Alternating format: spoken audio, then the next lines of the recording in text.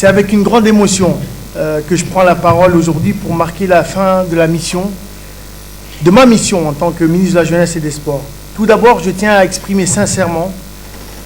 ma gratitude envers le président de la République, le général Mamadi Doumbouya, pour la confiance qu'il m'a témoignée pendant ces 2 années intenses et enrichissantes. Cela a été un privilège immense de servir notre nation et de contribuer à ma façon à l'épanouissement de notre jeunesse et au développement de notre secteur sportif. Je ne saurais évidemment passer à autre chose sans adresser des mots de reconnaissance profonde à l'équipe extraordinaire qui m'a accompagné avec dévouement et passion tout au long de ce parcours. Leur engagement sans faille, leur expertise et leur détermination ont été les piliers de nos réussites. Ensemble, nous avons relevé les défis,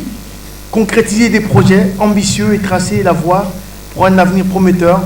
dans le domaine de la jeunesse et du sport en Guinée. Au cours de ces 2 années, nous avons entrepris des chantiers majeurs qui laisseront effectivement une empreinte durable. La mise en place du Conseil national de la jeunesse. Après plus de 2 décennies de travail acharné, le lancement des centres d'insertion socio-professionnelle de Bambeto, Ekosa et Sangoya, la modernisation des stades de Longo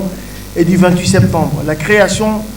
de 12 terrains de proximité à Conakry et à l'intérieur du pays, l'instauration de différentes maisons de jeunes, dont le centre de couture à Taouya, formation de milliers de jeunes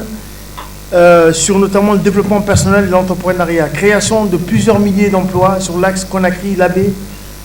le travail énorme mis en place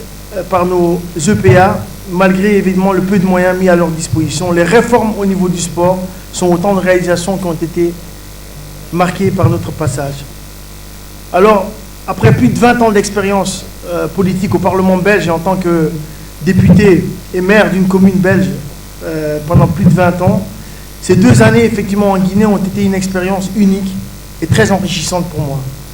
Elles m'ont permis de découvrir de nouvelles cultures, d'appréhender effectivement des enjeux différents, de collaborer avec des personnes d'une grande diversité,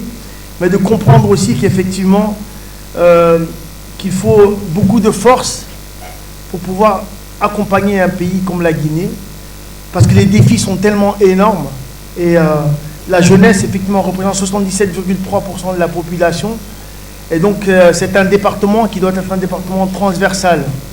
et un département dans lequel on ne peut pas être seul, mais qu'on doit être effectivement dans une équipe pour pouvoir aller le plus loin possible. C'est ce que je souhaite vraiment